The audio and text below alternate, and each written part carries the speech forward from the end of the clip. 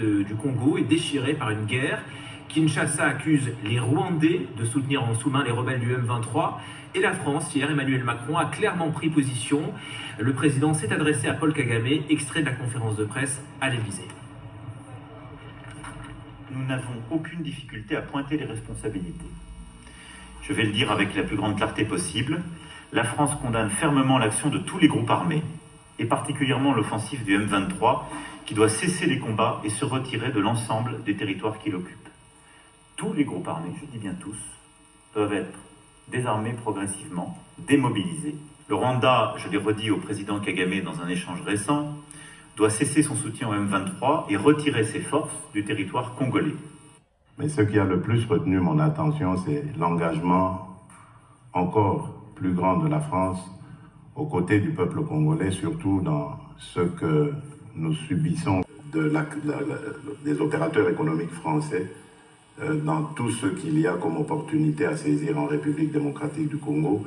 Ici, on a parlé des minerais critiques, mais on a également parlé des infrastructures, et principalement du grand projet d'Inga, ce projet qui me tient à cœur et qui a beaucoup d'intérêt manifesté en ce moment.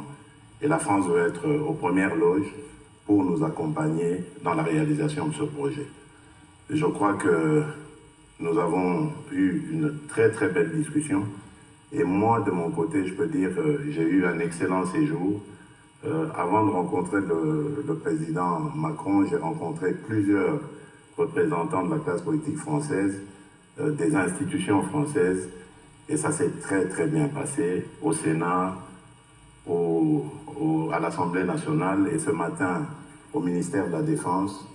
Je repars très satisfait et très optimiste quant à l'avenir des relations franco-congolaises. Que vivent d'ailleurs ces relations franco-congolaises. Monsieur le Président, encore une fois, merci. Merci. Guerre injuste qui nous est imposée par le Rwanda, qui soutient le M23. Et je pense qu'avec les discussions qu'on a eues aujourd'hui, une lueur d'espoir pointe à l'horizon. On peut compter, je peux le dire, c'est un risque que je prends, mais je l'assume. On peut dire qu'on peut compter sur la France qui sera à nos côtés pour trouver cette paix. De la RDC. La France salue l'engagement de la RDC à mettre fin aux agissements du FDLR, l'encourage à mettre en œuvre cet engagement, et nous sommes avec plusieurs autres alliés à vos côtés, vous le savez, pour mettre en œuvre cette avancée. Enfin, la France s'est attachée aux processus diplomatiques régionaux. Nous pensons que la priorité doit être au dialogue et à la recherche d'une solution diplomatique sous l'égide du président angolais Lourenço. Et nous soutenons cet agenda. Je souhaite qu'il puisse maintenant porter ses fruits de manière très concrète sur le plan justement des décisions sécuritaires et politiques. Et je dis au président, nous allons très fortement l'appuyer, nous réengager, et je souhaite que d'ici à la fin de l'été, nous puissions avoir des initiatives pleinement conclusives pour sortir de la situation que vous connaissez depuis trop de temps. Voilà, Monsieur le Président, cher Félix, ce que je souhaitais dire aujourd'hui.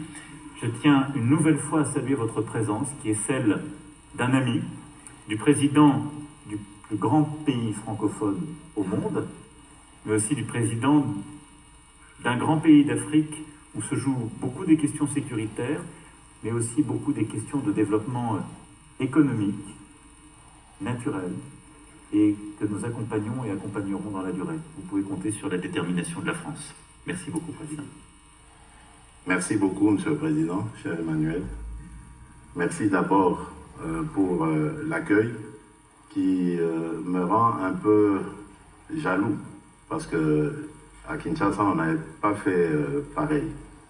Là, je crois que la France nous a battus. Donc nous avons une revanche à prendre.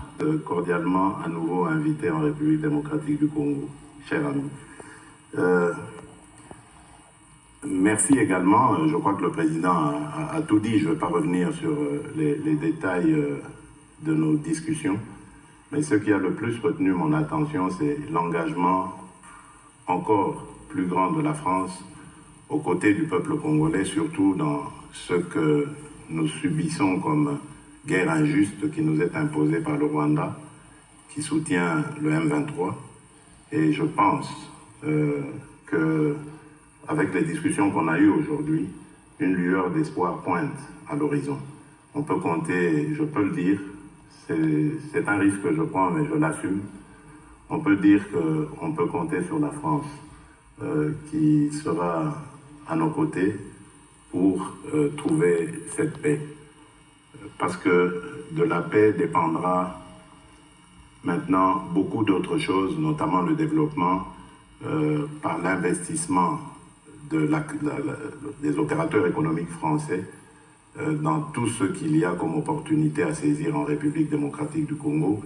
Ici, on a parlé des minerais critiques, mais on a également parlé des infrastructures et principalement du grand projet d'Inga, ce projet qui me tient à cœur et qui a beaucoup d'intérêt manifesté en ce moment. Et la France doit être aux premières loges pour nous accompagner. De convaincre d'un retrait en parallèle de leurs forces qui n'ont rien à faire sur le sol congolais. Et si on arrive à réenclencher un tel processus, la confiance se crée. Je suis très prudent, parce que vous avez raison de rappeler que les derniers mois ont plutôt été vers un accroissement des tensions. Mais il nous faut réengager. Le rôle de la France est celui-là, c'est de le faire avec beaucoup de transparence, avec la défense de nos principes, des équilibres de la sous-région, et de le faire en lien très étroit avec les médiations régionales. Donc nous allons continuer de nous engager de bonne foi sur des principes très clairement établis dont nous avons parlé ensemble et que je vous ai exposés dans la plus grande transparence. Je pense qu'on peut y arriver, je dirais même que nous devons y arriver. La réalité, c'est celle que votre confrère évoquait juste avant, c'est que nous parlons là d'une situation qui, depuis 3 décennies, s'est installée. Et donc, nous avons raison de nous y attacher collectivement, mais ça va supposer beaucoup de courage de tout le monde et un réengagement massif à tous égards. C'est aussi pour ça que tout ce qui est fait pour reformer, recréer l'unité des forces armées en RDC et reprendre la totalité de la souveraineté du territoire est très important côté congolais. Merci beaucoup. Merci mesdames et messieurs et merci à nouveau au président. Merci.